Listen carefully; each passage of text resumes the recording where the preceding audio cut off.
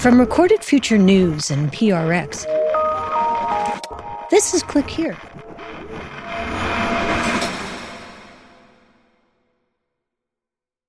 Hey, it's Dina. The Click Here team is taking a short break to get ahead on reporting for next year. And when we come back in January, we've got a surprise waiting for you. Click Here will soon be heard on public radio stations nationwide. More on that soon. For now, we want to revisit a series we do with 1A, the daily news show from NPR and WAMU. Twice a month, I get together with 1A host Jen White for something we call CyberMonday. We talk tech, play a story from Click Here, and open the phones to hear what listeners think. This time, we talked about how artificial intelligence is changing the way we predict the weather. It's spotting storms sooner, issuing warnings faster, and giving forecasters new tools to save lives. But that same technology is colliding with something bigger: politics, budgets, and the fragile systems that make forecasting possible in the first place. Here's host Jen White.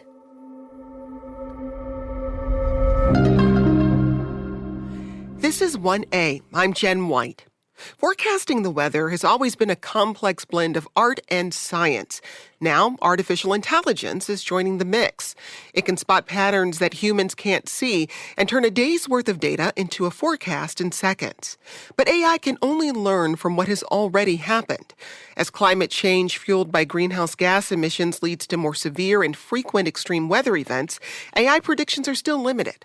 At the same time, the National Weather Service is being hit with severe funding and staffing cuts under the second Trump administration. Those cuts make it harder for scientists to make accurate forecasts and issue timely alerts during storms. So what does it all mean for you from the morning commute to hurricane season? Joining us now for the latest installment of our Cyber Monday series is Dina Temple-Raston. She's the host of the Click Here podcast from Recorded Future News and PRX. Dina, always great to talk to you. Thanks so much. So a 4-day forecast today is as accurate as a 1-day forecast was 3 decades ago. Advances in AR are supposed to make longer forecasts even more accurate. What's actually happening behind the scenes? Well, there's a lot of math happening behind the scenes and a lot of data. I mean, one of the things that I learned that I didn't know before we reported this out is that twice a day, all around the world, these meteorologists go out and simultaneously, an hour before noon and an hour before midnight, Greenwich Mean Time, they release these weather balloons out into the atmosphere. And everyone shares that data. And between that and Doppler radar and computers crunching all the numbers, you're getting a much better forecast. And those balloons are getting real-time data that you can't get anywhere else. They're getting air pressure real-time, humidity real-time. And that's the reason why all of this is so much more accurate than it was, when I was a kid. What are some challenges in using AI to predict the weather, especially as we think about extreme weather events that are happening more frequently and intensely than they used to? Yeah, we think of AI as being really good at crunching numbers and to find patterns really quickly, but they're finding patterns from the past, and the past is not predicting the future in the way it used to. That's what the really big problem is here, that these events that we're having now, with these floods in Texas, et cetera, are black swan events, and AI is terrible at black swan events. Well, recently, for Click Here, you spoke with Paris Perdikaris.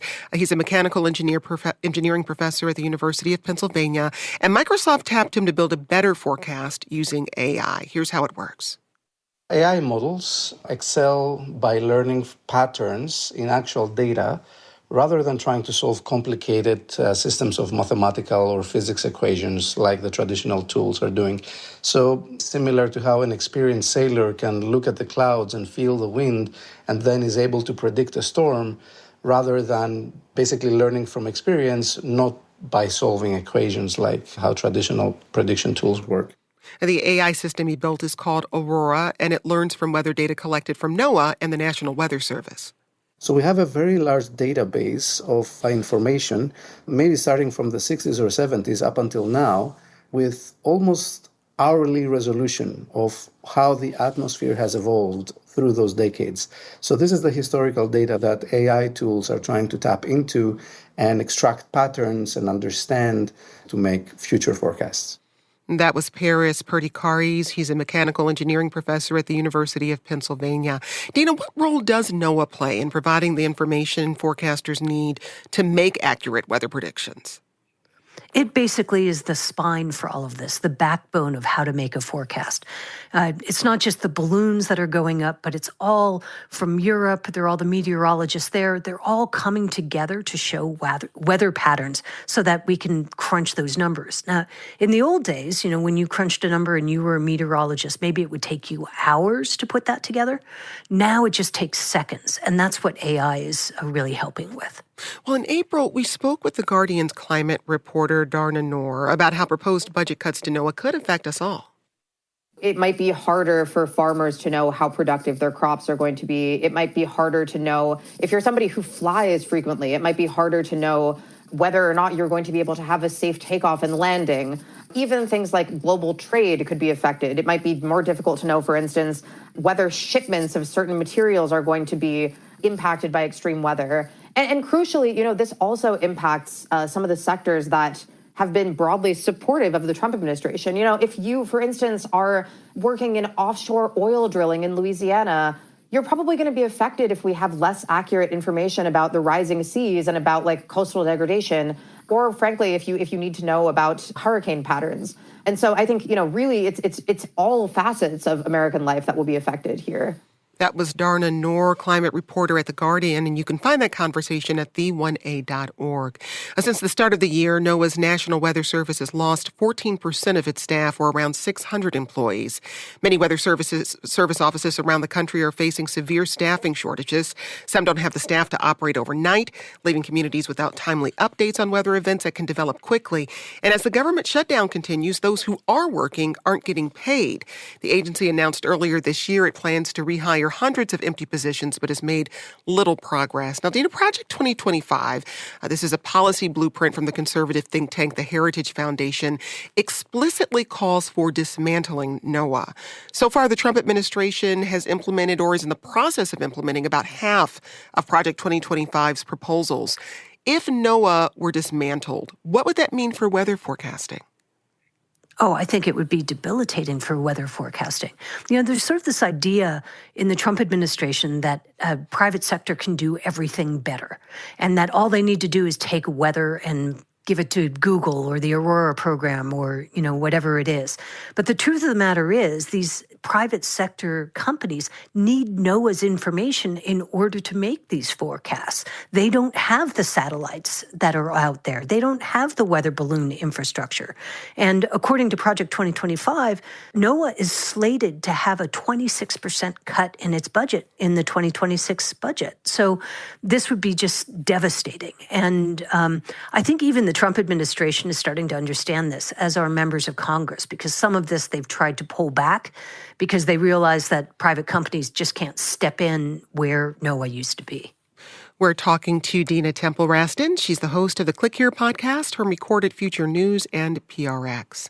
Dina, how, if at all, can meteorologists develop accurate forecasts without NOAA's publicly available weather data? And not just meteorologists here in the U.S., but globally. Well, they can't. And I think that's what started us on this story, is that we were talking to this kind of famous meteorologist in Florida who's been very good at predicting whether hurricanes were going to take a turn or whether they were going to actually hit Florida. And he started noticing a degradation in what he was getting in terms of information. And he went on the air and actually said, look, I'm going to be making predictions that are like 1990 type predictions because I'm losing the information I need to do my job. Well, and as someone who's relying on those forecasts, that must be terrifying, especially if a severe weather event is expected. And if you're in Florida, imagine how often those severe weather events are expected.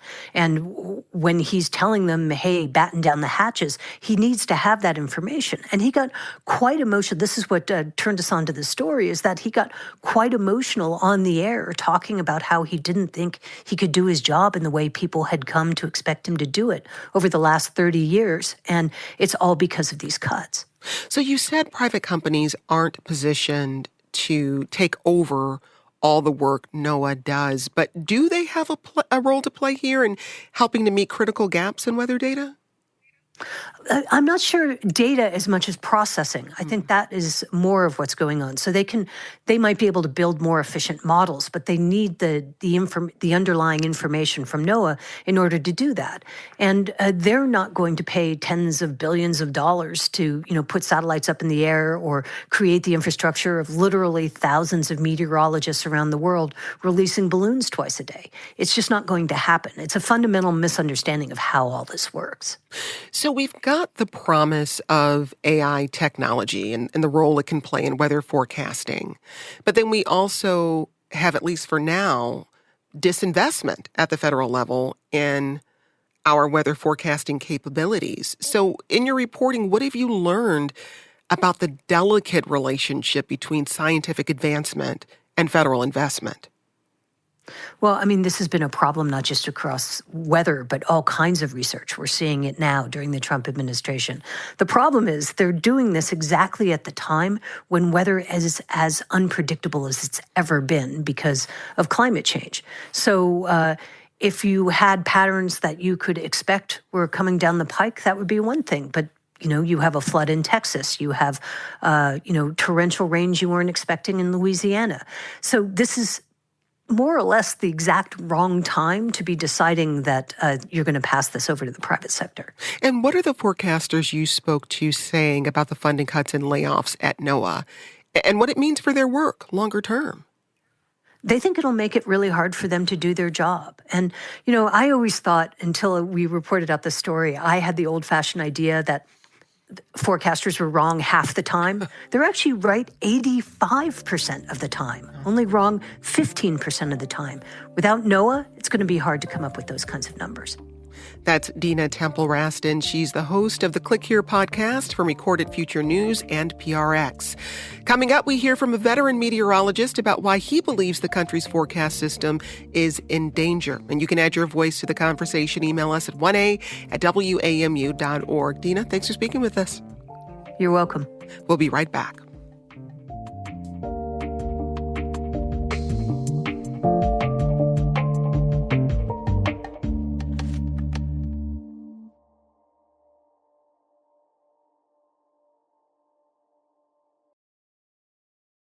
You're listening to Click Here. I'm Dina Temple-Raston.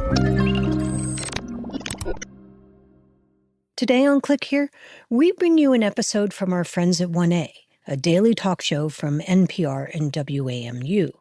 They had me on to talk about our reporting on AI and weather forecasting. Here's host Jen White. We're discussing the future of weather forecasting. That's as advancements in AI collide with sweeping layoffs and funding cuts at NOAA. Their data serve as the backbone of the nation's weather service. It's part of our CyberMonday series and ongoing partnership with the Click Here podcast from Recorded Future News and PRX.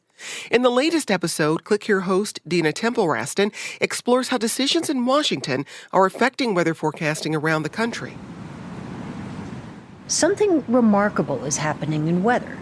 Artificial intelligence is quietly transforming the forecasts we all rely on, spotting storms sooner, issuing warnings faster. It promises to save lives, to blunt economic fallout, maybe even help us adapt to climate change. But all that progress hit a speed bump recently, a big one. The problem isn't the science or the machines. The real storm is elsewhere, and it broke in the last place you'd expect, a local weather report. As you've grown accustomed to my presentations over my 34 years in South Florida newscasts. Meteorologist John Morales went on the air this past June with less of a weather report and more of a warning that something fundamental about the skies we all share is changing. What we're starting to see is that the quality of the forecasts is becoming degraded. John has been the voice Floridians trust when the clouds start to churn for 3 decades now. But he didn't start tracking hurricanes to save lives. He kind of stumbled into it by way of another passion, baseball.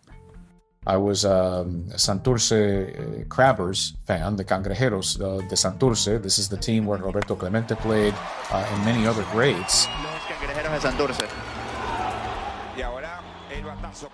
As a kid in Puerto Rico, he'd sprawl on the floor, pencil in hand, writing out the box scores from the evening paper. And once every last stat was tallied, he'd turn the page from balls and strikes to storms. You know, in the 70s mainly, before internet, you would get these hurricane tracking charts that would either be inserts in the local newspaper, or you could go to the hardware store and grab one of them. Not the typical hobby for a young kid, but John loved it. He'd sketch out storms, building his own weather reports by hand. I would take down all kinds of information, what the barometric pressure was, what the trends were, what direction was it moving, what was the expectation. And he took that obsession to Cornell, where he studied meteorology and even began entering weather forecasting contests. I won a couple of times. A couple of semesters. I actually came out victorious. From Cornell, he made his way to the National Weather Service and eventually to Florida. Meteorologist John Morales is joining us now to break it down for us. John. Hi, good afternoon to both of you. And indeed, the advisory is in. This is still a formidable hurricane, now ranked as the second strongest. So what do you think people understand least about being a meteorologist? I think most people have a preconception that we're wrong half the time. And that's really pretty far from the truth. These days, we're right about 85% of the time and wrong 15% of the time. That's a pretty good batting average.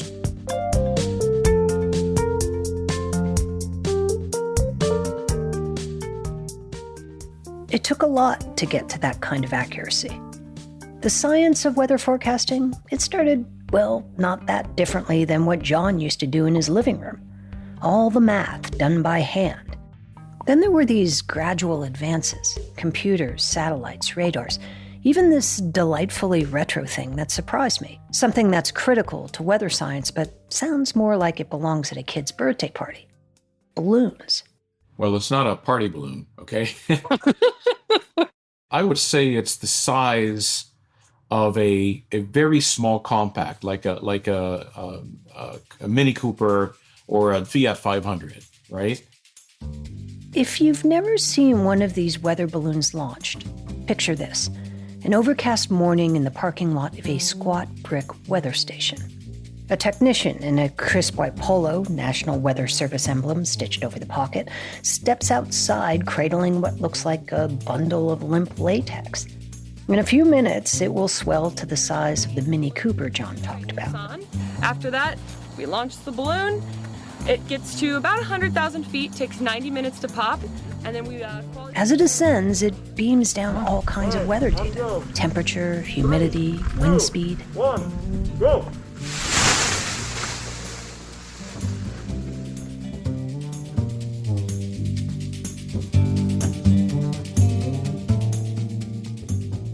Every single day, scientists all over the world walk out into the elements to release these giant gleaming white orbs into the sky. The two times the balloons are released are an hour before noon and an hour before midnight. Simultaneous launches, synchronized across hundreds of stations around the globe. Performing not just an act of science, but also something that feels rare right now. An act of global unity. In meteorology, there are no political boundaries. So whether it's Russia or Saudi Arabia or South Africa, everybody is releasing their own set of weather balloons. There's something kind of romantic about it, isn't it? That all these people come out at the same time all over the world and release these Mini Cooper-sized balloons out into the atmosphere. The mere fact that there is this level of cooperation internationally, right? The fact that they know that this is going to lead to better results for everybody, well, I mean, that's the type of collaboration that we need to tackle many other challenges that we have going on internationally right now.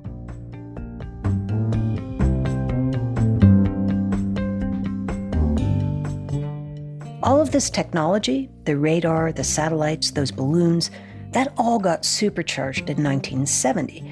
That's when the federal government established the National Oceanic and Atmospheric Administration, or NOAA. NOAA became a hub for weather research and innovation, not just in the United States, but all around the world. Thanks in large part to NOAA, a 4-day forecast today is as reliable as a 1-day forecast was 30 years ago. And right now, we're in the middle of another huge leap forward in forecasting, thanks to artificial intelligence. A typical numerical weather prediction model can give you a 24-hour forecast, but it takes about an hour to give you that new forecast. The AI model can give it to you in a second or two. This is Amy McGovern. She's a computer science and meteorology professor at the University of Oklahoma. She also leads the National Science Foundation's AI Institute. They focus on making AI weather systems reliable, which has become a big job because lots of companies are trying to build AI weather models these days. Even big tech has jumped in. Companies like Microsoft and Google are already predicting storm tracks 4 or 5 days before landfall, which is important because when it comes to weather, speed matters. And while the introduction of AI to all of this seemed very promising, Amy's quick to say it's not perfect. For example, AI is pretty good at spotting big storms, but not as good at hyperlocal forecasts. Also, AI doesn't understand the physics of weather or the calculus that governs storms. Things like you can't negatively rain. Negative rain. It's hard to know how to plan for that kind of forecast. Which should be obvious. Like, if it's either raining or it's not sucking rain out of the atmosphere. But an AI model doesn't know that, right? But actually, the biggest problem is that AI learns from the past. And the past doesn't look much like the present anymore. How do you predict the extremes if the extreme has never happened before? For anything, for statistics in general, how do you predict something that's completely out of your distribution? Rising sea surface temperatures are turning modest disturbances, almost overnight, into Category 3, 4, or even 5 hurricanes. Once-in-a-century floods are coming every few years. Tonight, the Big Apple is a big mess, and tens of millions of Americans are experiencing torrential rain and record flooding. Heavy downpours are expected to continue. But the biggest threat to all of this AI progress? It has nothing to do with physics or even algorithms. It's something that John Morales stumbled on last year as he was preparing to speak at a weather conference. There was a summer community meeting coming up for the American Meteorological Society, and they had asked me to be a panelist on it. And part of what we were going to be discussing was potential threats to America's weather enterprise. And in preparation for this panel, I learned a lot about Project 2025. Project 2025, the blueprint for the Trump administration's second term. As John read through it, he ran into this section that stopped him cold. Project 2025 explicitly says that NOAA is to be, dismantled. Because the excuse was that NOAA is a climate alarmist agency. Project 2025 calls for the gutting of NOAA, the National Weather Service, the satellites, the research centers, the entire system that weather forecasting relies on. As John sat through the conference, he listened as dozens of panels touted the glories of AI, but said nothing about this looming threat to NOAA. And he kept thinking to himself, all the promise of AI, none of it can be fulfilled without good data that NOAA provides. And then, just months after the conference, John's worst fears came true. All right, we're getting some breaking news that we've been following over the last hour with a Trump administration official confirming that about 5% of the National Oceanic and Atmospheric Administration are being let go. That agency includes the proposed cut to NOAA's budget is 27% in 2026, which will compromise the agency's weather stations and research centers and its aging satellites. Nearly a third of NOAA's hurricane hunters have been grounded already. Pilots who fly straight into the eye of a storm to measure its intensity. And those car-sized weather balloons, they've been reduced by 20%. I've seen some of the maps of where these gaps are. So, for example, you look at the Northern Plains and the Intermountain West. And there's huge gaps there with no data whatsoever. As with many of the Trump administration's cuts, they seem to think that private companies can do it better. Meteorology professor Amy McGovern isn't convinced. Which company is going to put in several $100 million per radar to cover the United States in radar data? All of that, all of that data is all collected inside NOAA, and all of it is used. And here's the irony. The handoff to private companies, it can't really happen without NOAA's infrastructure.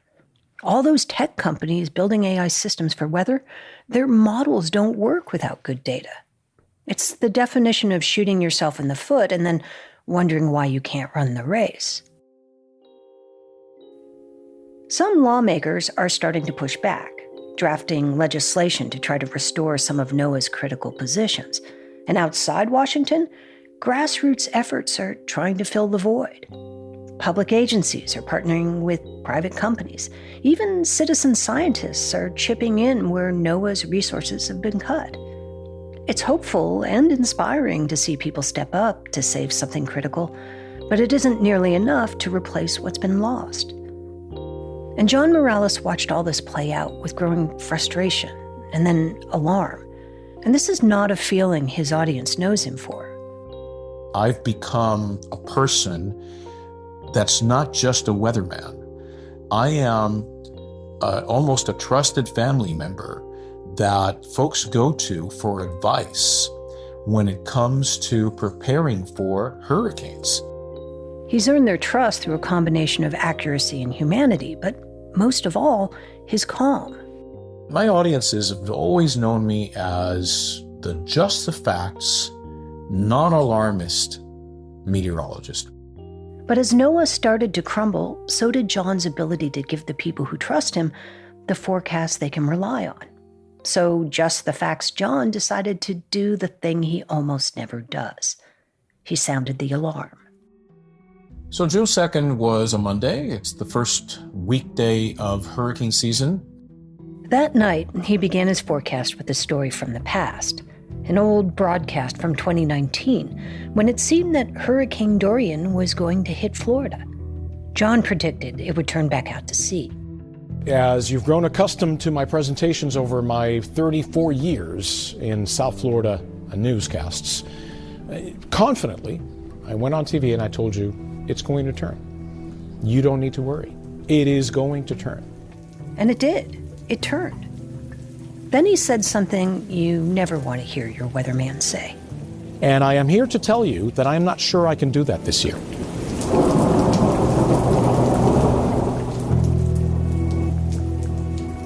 He laid it all out. The budget cuts, the data gaps, the layoffs.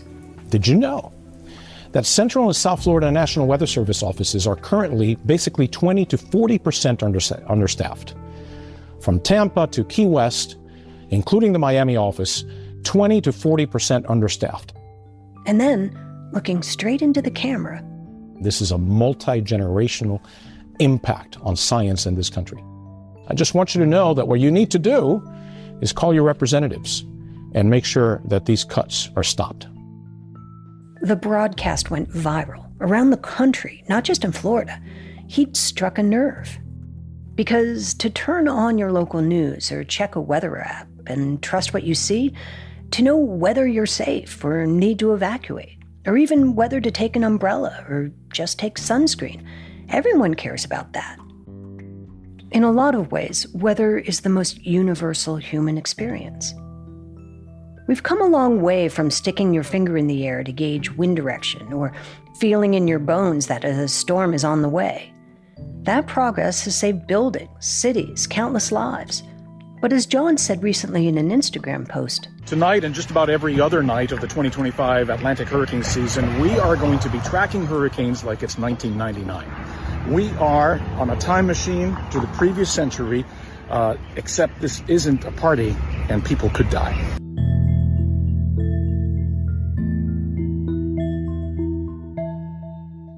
There are glimmers of hope. NOAA has announced plans to rehire hundreds of meteorologists and technicians. Public agencies and private companies are working to plug the gaps. And even citizen scientists are pitching in, collecting hyperlocal data in places NOAA can't always reach. But until the system is back at full strength, forecasting will remain at risk. Because weather isn't just numbers on a screen. It's a shared story of survival, of trust, of adaptation. And right now, that story is shifting. Not just in the clouds above us, but in the halls of power. Which means there's a choice to make. We can surrender to fragmentation, or we can build resilience. With AI, human expertise, volunteers, scientists, lawmakers, and communities working together, the forecast doesn't have to be just about storms. It can be about hope. That was host of the Click Here podcast, Dina Temple-Raston. Coming up, a weather modeling expert explains what a future without NOAA data could look like. That's just ahead. This is 1A.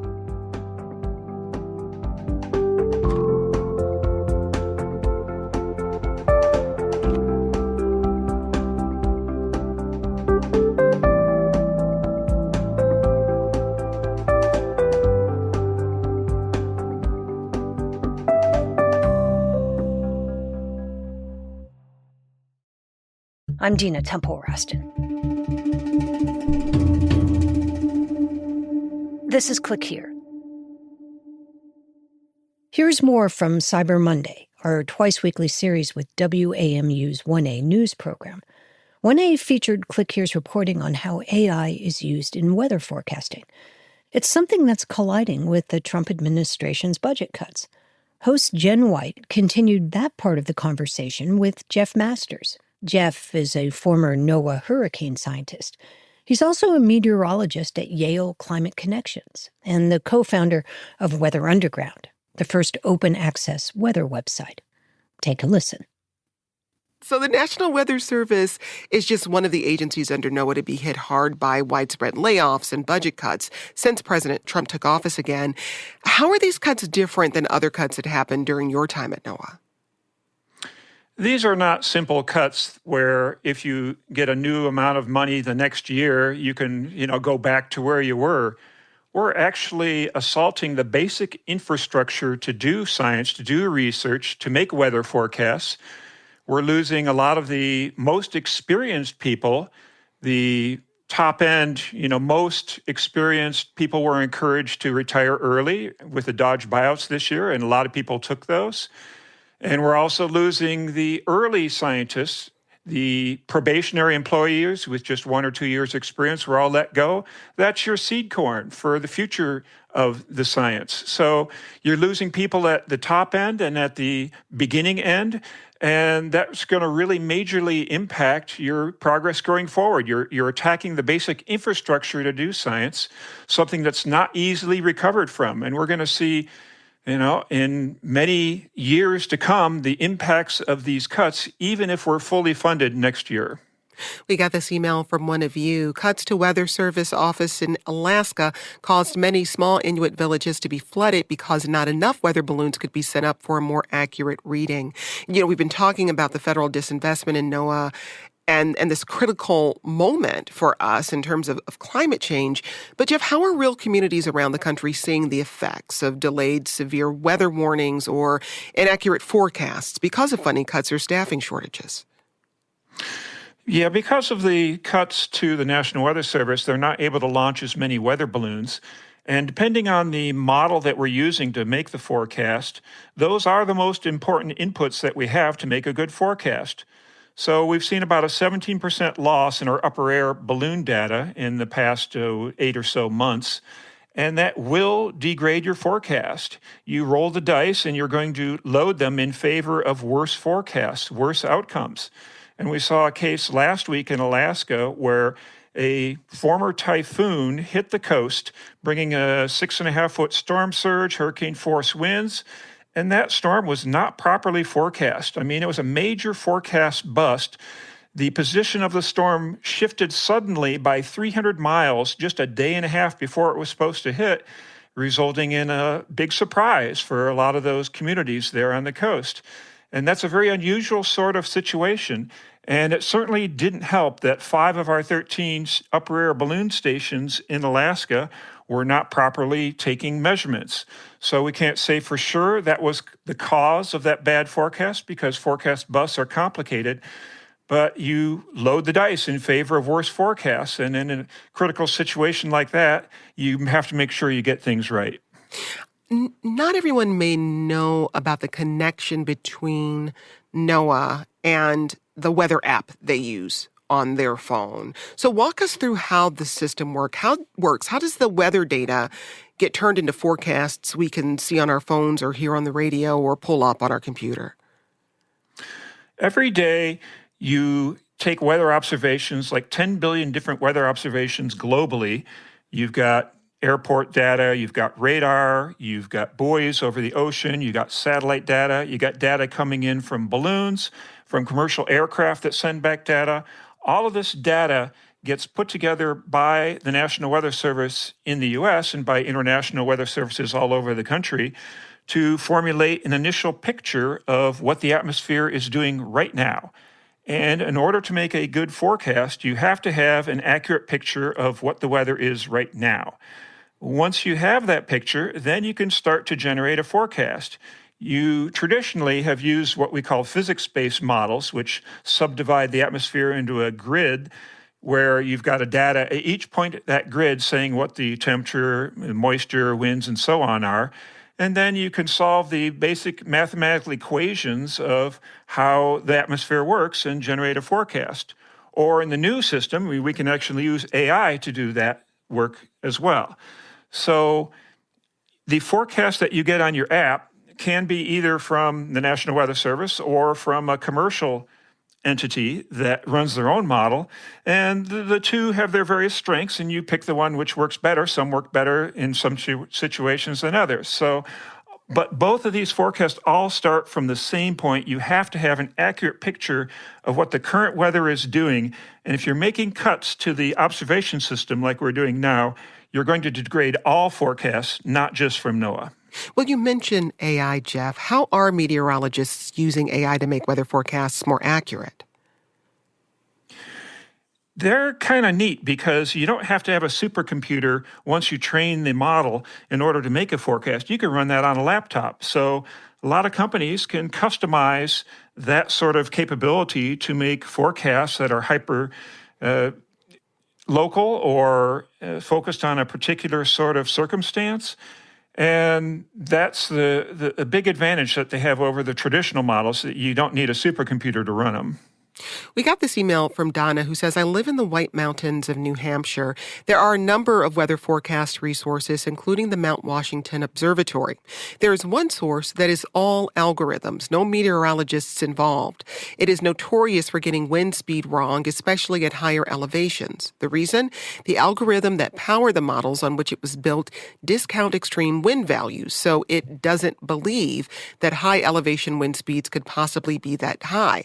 It puts outdoor enthusiasts, hikers, and skiers in danger. Hey, Jeff, what are some of the limitations of using AI to predict the weather? Yeah, your AI model's only as good as the data you train it on. So if you're not training it on, particular observations, for instance, this high wind observation that Mount Washington had, or if you're seeing, because of climate change, completely unseen before sorts of weather situations, then your data is not going to be very good for your AI trained model. So that's a big concern with climate change. You're going to make weather more difficult to forecast, both because, it's not been experienced in the past and AI models don't do well with that. And also traditional models are tuned to some degree based on what the past weather is. So all models will have trouble with a changing climate. Well, this makes me wonder about the human factor in weather forecasting. So you may use AI, you have to do these mathematical equations to figure certain things out. But why is it important to have a human being who's also a part of the work that's happening? Humans can understand what the limitations of models are. Certain models have a particular sort of flaw where you see it over and over, and the human can say, well, there's these two scenarios, and, I don't believe this model because in the past we've seen it has trouble in this sort of situation. We have that going on right now, for instance, in the Caribbean Sea, where we've got a tropical disturbance that is expected to take one of two paths. Either it's going to power northward and hit the Dominican Republic, or it's going to continue into the center of the ocean, where it may be able to threaten Jamaica or Cuba. And the two models that we have that give those two scenarios, we're tending to weight one over the other based on what the past has shown that particular model has a weakness or a strength in. We got this email from Clifford who says, I'm a former employee of Environmental Canada, which includes the Canadian Weather Service. National weather services have an international obligation as members of the World Meteorological Organization of the United Nations to provide regulated, precision 12-hour upper air and hourly surface aviation observations. The aviation industry is particularly dependent on weather observations and specialized aviation forecasts. And Kevin emails, I'm a general aviation pilot and recently flew into near severe turbulence due to strong wind shear at high altitude. This is an area that must be researched, as it seems that higher temperatures and dew points are causing more severe turbulence events to occur, affecting all sectors of air travel. And Jeff, we talked about weather as it relates to how we're living on the ground, but millions of people across the U.S. travel by plane. How is the way climate change is sort of reshaping weather patterns affecting air travel? We're experiencing more turbulence because of climate change, and that's a big concern. And also, climate change is making extreme events more common and more intense, something our models don't necessarily do very well. So that is another concern. I'm also majorly concerned with how the cuts to the National Weather Service are affecting aviation meteorology. We've got 21 centers that are run by the FAA that have 1 to 4 meteorologists on staff right now. They're all supposed to have 4 meteorologists on staff. So we only have 69 of the 90 meteorologists that we're supposed to have at these FAA aviation weather centers, which means we're not getting as good a weather forecast for the aviation industry as we should be. And that will cause delays, and it does threaten flight safety. I mean, those meteorologists were put on that job because of a major crash that happened back 49 years ago when an airplane flew through a severe thunderstorm on the way to Atlanta that was not properly forecast because the air traffic controllers couldn't get the weather information to the pilots. So we need good aviation forecasts, and we are critically low. I mean, only 69 out of 90 meteorologists on staff at these weather observation or these weather forecast centers for aviation. Jeff, in a best case scenario, what kind of funding and staffing is needed to keep the data collection and system maintenance for weather forecasting running like it should? Going into this year, the National Weather Service was down about 5% in staffing. We need to go back to that level. We need to reverse this 17% cut that they've seen in positions this year. We need to fully fund NOAA and the National Weather Service.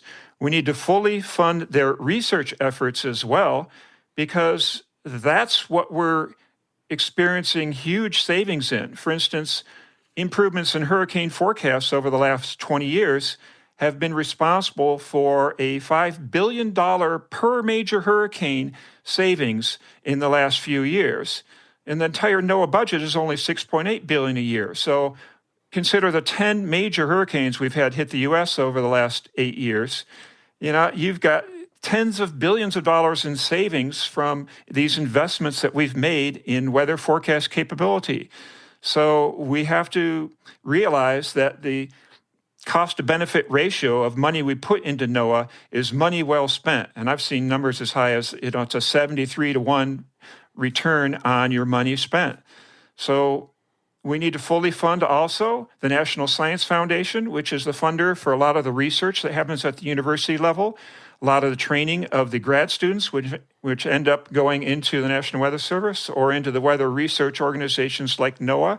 That comes from our higher education system, which is under assault also from the lack of foreign students we're allowing in. I mean, about 30% of all grad students in my field are foreign students. We need to emphasized that that funding should continue. So a lot of things need to happen to maintain this world-class system of weather and research that we developed over the last few decades, which have been the envy of the world.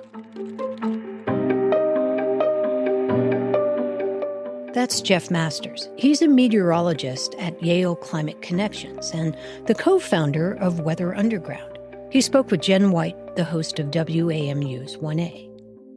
And you've been listening to a special edition of Click Here, an edited show we did with WAMU's 1A News magazine. You can hear the full segment with more listener responses and questions over at WAMU.org. Click Here is a production of Recorded Future News and PRX. I'm Dina Temple-Raston, and our producers are Megan Dietrich, Sean Powers, Erica Gaida, and Zach Hirsch. Special thanks today to 1A producer Lauren Hamilton. Click Here is edited by Karen Duffin, fact-checked by Darren Ankrum, and contains original music by Ben Livingston, with some other music from Blue Dot Sessions. Our staff writer is Lucas Riley, and our illustrator is Megan Goff. Jesse Nightswanger and Jake Cook are our sound designers and engineers. I'm Dina Temple-Raston, and Click Here will be back on Friday with a mic drop. We'll see you then.